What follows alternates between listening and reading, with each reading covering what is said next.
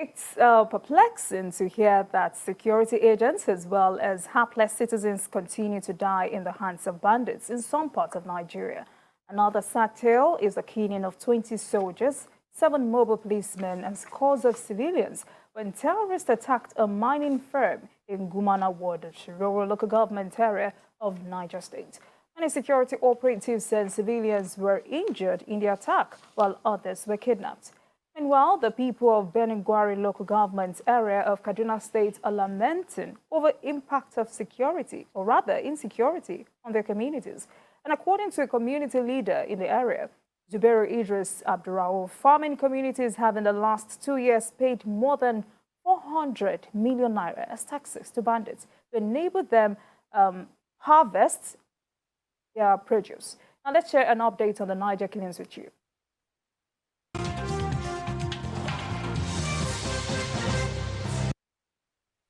Communities in Shiroro local government have been under a lot of attacks by bandits determined to establish their control in these areas.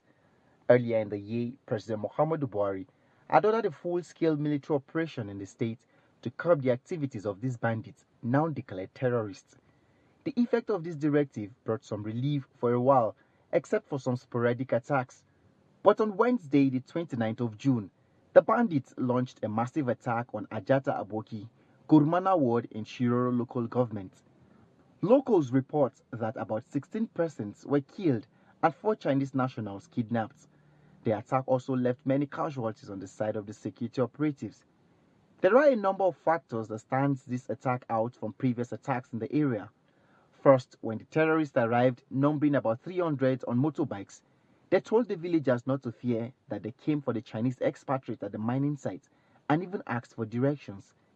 Secondly, that axis has been a soft target for terrorists, in spite of the fact that the mining site was still operating, with expatriates residing there. They're feeling sad. Even me, I'm feeling sad because I'm not living at Alawa present. I'm living at Mina because of this insecurity. We always fear because if they came in, if the bandit came in, they always first attack is destroy head or the village head. With what happened yesterday, actually, because we were much more comfortable that the rate of the insecurity was reducing. Why? Because the military were responding promptly to any information of any investment of all these bandits. Well, for now, what we know is that there is an attack. Our law enforcement are still doing investigation about that, irrespective of whether which group they belongs to. We are not resting on our house. His Excellency is very committed to ensuring that the security agencies are given all the necessary support to do what they're supposed to do, get rid of these criminal elements, from these criminal activities. The Niger State government says it is doing all it can to smoke out these terrorists and ensure they don't find a hiding place in this local government any longer. Chenemi Bami, TVC News, Niger State. All right, gentlemen, let's stay in Niger State before we move to Kaduna State. How would you react to this terrible story coming out of Niger State? Very painful. Very painful for those who think they've paid supreme sacrifice for the unity of Nigeria, the safety of lives and humanity. So my condolences to the families of these 20 soldiers and 7 armed policemen. However, I think we saw this problem coming, but we didn't take proactive measures. The operations of bandits in that area has been ongoing for more than 3 years. The governor of Niger State on several occasions has come out to speak, calling on people to help him, because the bandits are targeting Shiroro Dam and Kangi Dam. And these are some of the biggest assets, strategic assets of Nigeria. The Kangi Dam was built in 1968. Shiroro Dam was built in 1984, which began operation in 1990. They are too strategic to energy needs of Nigeria that we should not allow bandits to even get close at all. I remember I've listened to the governor of Niger say several times, say, look, these bandits are here, these bandits are here. And of course, if you look at the fact that if they can have a stronghold in that place, if a Niger floats from Guinea, passing through Mali down to this place, with small vessels, they can get access to small ammunition through that, River Niger. And then from that, if they go to River Benue, through Lokoja, they can get to Niger Delta and threaten our oil reserve. In Syria, in Yemen, if you see that the terrorists, what they usually do is that they will target oil rigs.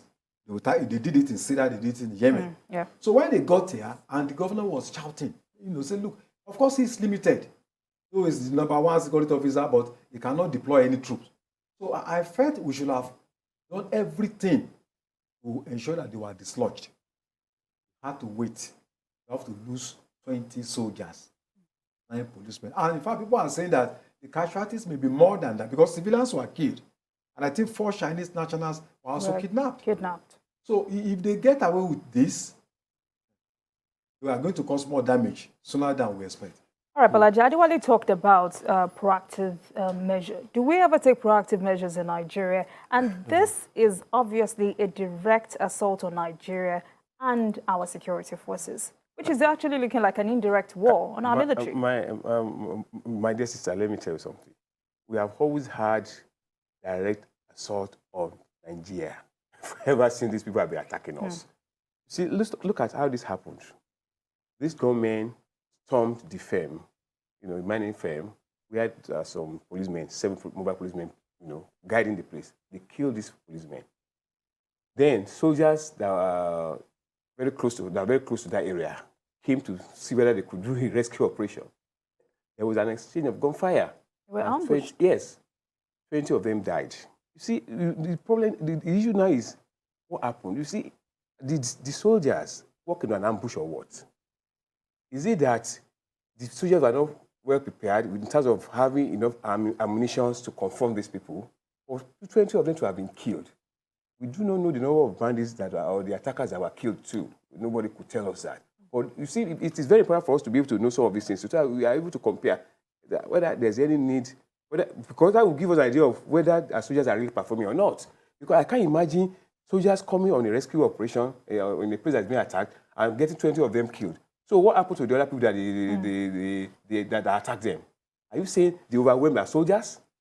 See, these are things that should bother our minds. That look, do we need to reconfigure our security architecture, or are we proactive about some of the activities of our soldiers or whatever they do? Because it is unimaginable for 20 soldiers to be killed. What happened to the people the soldiers attacked? Or how many did they kill? Did they kill about 100? If 20 soldiers died, and they told me, the information is that they killed about 100 bandits or attackers, I'd be okay. Those are things that would likely happen in that kind of scenario. But what happened? They killed 20 soldiers. What happened to the people that, and it tells us something about the preparedness of our soldiers, of the army. If you allow 20 of your people to be killed going for an operation, it tells you a lot of things about those who are commanding these soldiers, our troops, and even the entire security configuration of this country. It's very important that we know some of these things. It gives an idea of how to compare. Like, look, the soldiers did their best, and they did a lot, but unfortunately, this is what happened. They lost 20 people after they had killed about 100 people or 200, that kind of thing, because they are supposed to be well-trained. That's what I look at. All right, gentlemen, right now we are being joined by Babajide Kolade Otitoju. Biko, I would like to quickly have your reservations about this particular discussion. Yes, it's extremely painful that we lost so many of our servicemen in just one phase of battle with bandits in the Shiroro area of Niger State. Bandits are running rampant in Niger State, in several local governments, not less than 9 to 10 local governments. In fact, they've come even to Bogu local government now, which is the largest local government in our country. Bogu local government at more than 10,000 square kilometers is bigger than some states. And because of this, they have many places where they can hide. And the whole national park is also located in that local government. So these bandits have enough foliage, they have enough places where they can hide, and they have enough places. They spread in their tentacles to several parts of the state, right up to the border with Kebbi State. That is talking about the Yauri area. They've been in Shiroro for so long, and the bandits operating in the Shiroro area are believed to be remnants of Boko Haram. People used to be part of the Boko Haram terrorist group. They've killed soldiers many times. They've set ablaze military bases in the same area. So we know that we are dealing with bandits or terrorists who are well armed, who are well prepared, who have some level of training in terms of weapons handling. Absolutely. So we naturally shouldn't have allowed what happened to happen, to lose, from my reckoning, at least 30 soldiers, because some of them were said to have been picked up in the bush.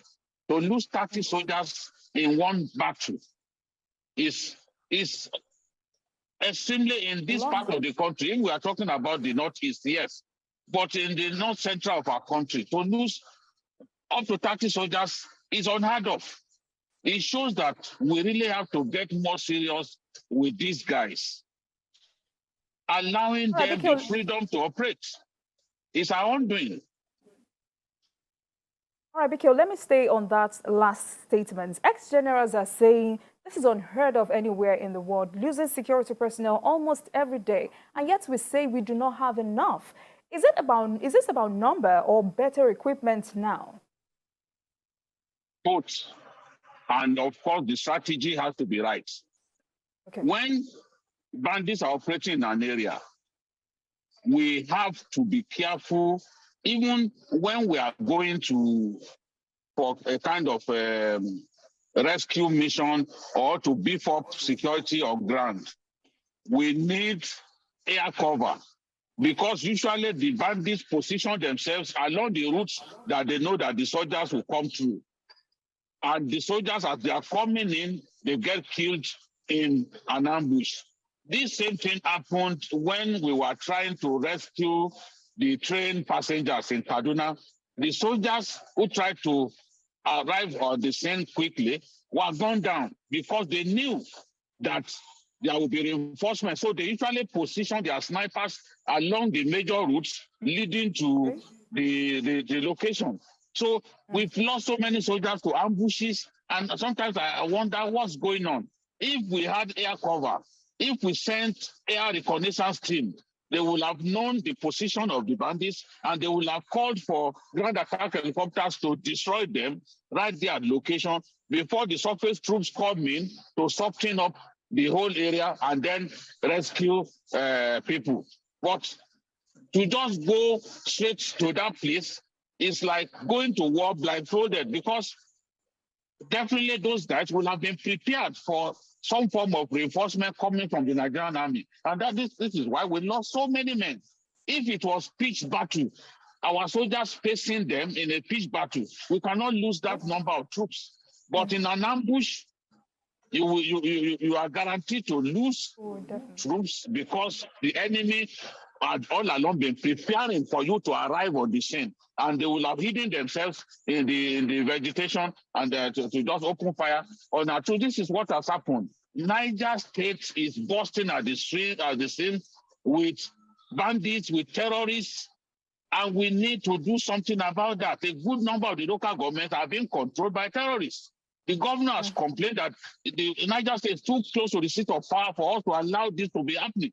But all his complaints are falling on deaf ears. We have not seen concrete actions taken to exterminate the bandits operating in this area and causing so much bloodshed to our people. Our people can no longer go to their farms.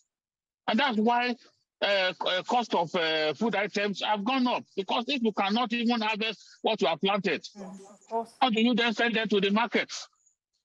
Well, it's a terrible thing.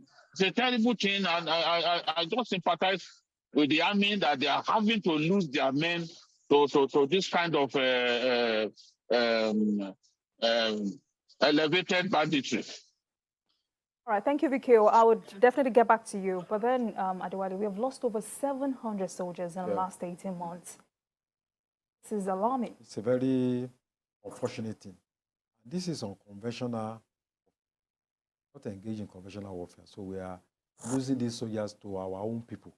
They are being killed by Nigerians, the people that are supposed to protect. I think losing more than 20 soldiers, even 10 soldiers, even one soldier, is the whole body, not to talk about losing about 20. I think Gide raised a lot of, Baba Gide raised a lot of questions. Also, the way Bolagi spoke, that when those 7 policemen were killed, there was supposed to be signal. This is what has happened. And that signal should be able to tell the reinforced soldiers coming how many of these Boko Haram were involved in this operation, so that the soldiers that are coming on rescue operation will know how they are going to prepare themselves. And while coming to attack, they should have sent a surveillance, what they call Ricky. They will go ahead and look at how safe, so that if there are mines, if there are ambushes, you can do it through the air or on the ground. You will know and then pass on the information to the soldiers that, look, these guys are about 50. They have AK-47. You can, if you want to come and attack them, these are the kind of weapons you need to use. That didn't happen. So I see a clear case of failure of intelligence. If there was a well-coordinated intelligence, they would have attacked them in a different form. Like I said, either using a helicopter, but we waited until, if that is, I saw some clips. If that's the clip people are sending around, it's gory, it's so pathetic. And I hope that we'll take, because in Nigeria, they will kill 20 soldiers. People will talk. The next thing is that we hear they have killed 30 soldiers, because we are not taking measures to ensure that it does not repeat itself again. So I hope this time around we will learn from what has happened. And also ensure that we honor these soldiers. People die, what kind of honor do we give to them when they lose their lives? To encourage other people to know that they did not die in vain. All right, gentlemen, let's quickly go to Kaduna State, where farmers in Birnin-Gwari are reported to have paid more than 400 million naira as taxes to bandits before they can farm or harvest crops. What is the implication of this? You see, it's just the same thing that Jide said today, that because of the situation, farmers plant and they have not been able to go to the farm to harvest. But that is the means of livelihood. They have to harvest, they have to sell so that they will have some money too. And they have to feed some communities with whatever they have on their farm.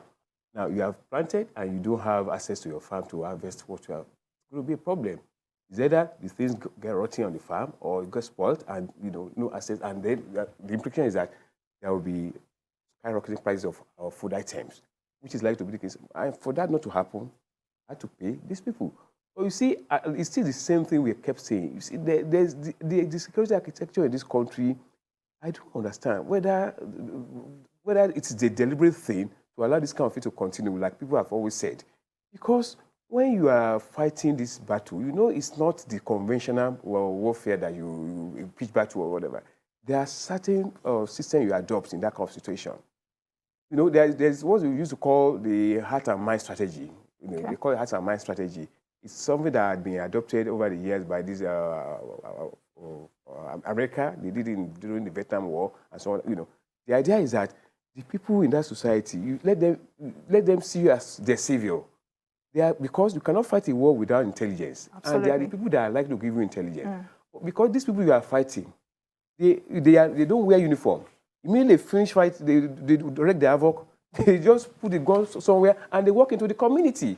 And they be part of the community. If you be passing beside them, you will know they are the people that are going to attack a few minutes ago. Right. But you have this heart and mind strategy that people in that community know that you are part of this. I mean, the soldiers, they will give you information that, look, that man that is going there, because they live in the society, they live among the people, And they look at, there's also this thing.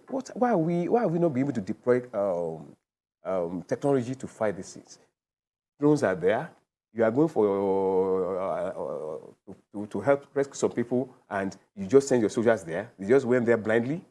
What do you expect? They will kill people like that. Send drones. Let them see what's happening there. Even the satellite imagery will give you an idea of people that are in a particular situation. How many people because of its signature from the body. It will tell you, maybe there are 20 people, 30 people. It will give you an idea, and then you are able to prepare. All right. Let me quickly get BK's reaction on this. Reports say this has been on since 2019. You either abandon your farm or you pay huge taxes, yet the economy is bleeding. BK, what respite do we have? I don't know if you have any respite. All that we can do is determine what do we want to do about our security situation. Do we intend to negotiate with the criminals? If we do not intend to negotiate with the criminals, then we have only one choice, which is to exterminate them, make life unbearable for them, make it difficult for them to operate within the borders of Nigeria. If we fail to do that, they will continue to expand their tentacles, to stretch their tentacles, even to places where in the past we thought they could not go to. Look at what happened to the deputy governor of Sokoto State. They came into his farm and rustled his cattle. And his farm is not even far from the Sokoto airport, which means that if these guys want to do it, they can come into Sokoto town instead, because the airport is not far from the town. So if they can get that close, then it means that the Sokoto metropolis itself is not safe. And what continues to give these guys the feeling that they can do what they like is the kind of weapons at their disposal. I hear some governors saying that the people should defend themselves. Of course, this is foolish. How do you tell people to defend themselves against people who are carrying rocket-propelled grenades, people who are carrying general-purpose machine guns, people who are using AA, anti-aircraft guns? Who can stand before an anti-aircraft gun, something that is meant to bring down airplanes? These terrorists and bandits have it in abundance, and they use it against troops and civilians. So it makes them almost undefeatable for any group of civilians. And that's why we've been recording so many deaths of vigilantes, of security volunteers and all that in Kebbi State and other parts of the Northwest, where the people have tried to even stand up to these bandits. It is the Nigerian armed forces that has to rise to the occasion. They have to be provided with the weaponry that is needed to defeat the enemy. We do not have any choice. If we do not move fast and defeat this enemy, they will continue to spread to other parts of the country, and we may have a Somalia on our hands. God forbid. All right, BKO, please. All right, BKO, I'll get more reactions from you, but then let's take Ade from Ogun State. Ade, welcome to the program. Hello, good afternoon. How are you doing? Good afternoon. Yeah, please, I've told Gide severally. You see, when it boils down to issue of security, there's a lot of corruption from the leaders, both in the executive arm of government and that of the military hierarchy. You see, funds that are meant for the military, most of these funds are changed in terms of inflation of the budget. And when the little that gets to the military hierarchy, there are a lot of corruption. I can tell you there are some of what we call Shagari weapons. I think military, and these are weapons that the military hierarchy sometimes have told this secretary that these weapons have been right out. They purchase new one. When they tell you they are buying 1,000 pieces, they are only buying 5,000. They are only buying 200 pieces, 100 pieces. Welfare of soldiers are not being taken care of. And I can tell you, the soldiers are even hungry. Because all right, thank you very much, Ade. Thank you. BKO, please, in a minute, can you wrap up with your comment? BKO, are you there? Yeah, I didn't hear you clearly. Please wrap up with your comments. Please go ahead. Yes, I'm saying that we have to decide what we want to do with these people, because they are spreading their tentacles across our country. And if we do not stop that spread, the more they succeed, the bolder they become, and the more determined they will be to spread to other places where their negative impacts are not being felt. So the armed forces have to rise to the occasion and defeat the threat that these guys constitute. That is the option that we have, because we can't be negotiating with them, for example. We can't. All right, So we have to defeat quickly. them. Yes. All right, quickly. In April, Governor El-Rufai and some of the governors threatened to hire foreign mercenaries. Now, if the Goodluck Jonathan administration did this, and people say there was a bit of impact, what is stopping the federal government? You know, when the president came in, he clearly underrated Boko Haram. Okay. He could not understand why, for example, Nigeria brought in Chadian troops to come and help us on Nigerian soil. Because this was a president who has a GOC, 3rd Division, invaded some parts of Chad. He chased their troops right into their territory, and it took the President Shagari to appeal to him to withdraw his troops. So the president clearly did not realize that a lot had changed. The military was not as strong as it used to be, and we've had years of civilian rule. So he could not believe that we even brought Chadian troops to come and fight on our soil. And he used the words, "How are the mighty falling?" So the president didn't continue that contract, because this they don't like in modern warfare. They call them private military contractors. They don't like calling them mercenaries anymore. They are called PMC. In fact, in Iraq, more PMCs died than US troops. So America uses them a lot. But our president said he was not going to continue with those mercenaries, and the contract was not renewed. And Chadian troops were also, they were not allowed to remain in our country. Now, those governors who are saying that they needed these guys, it's because they realized that they made so much impact at that time. They brought equipment, radars, through which they can locate the position of the enemy and then take decisive action. And they helped us to reclaim all the local governments that were in the hands of Boko Haram before the 2015 election. All those local governments captured by Boko Haram in Borno State were recaptured before the 2015 election. I say that again because many people believe that it was when this regime came that some of those places were recaptured. That is a lie from the pit of hell. They were recaptured, before the election.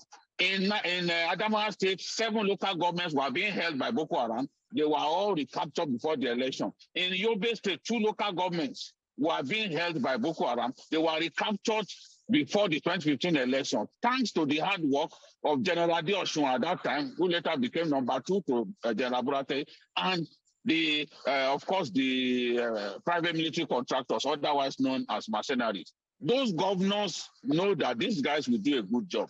That's why they're asking for them. But of course, the decision to allow them come into our country can only be taken by the president. And as far as the president is concerned, it is unnecessary. He believes that our troops can get the job done. So, and to convince the president, in my view, is impossible. He's not going to listen. So maybe when he's out of office, a new administration can consider that and look at the record of work of those guys and bring them back. But I believe that President Buhari will never allow those private military contractors, or otherwise known as mercenaries, to come to Nigeria to fight.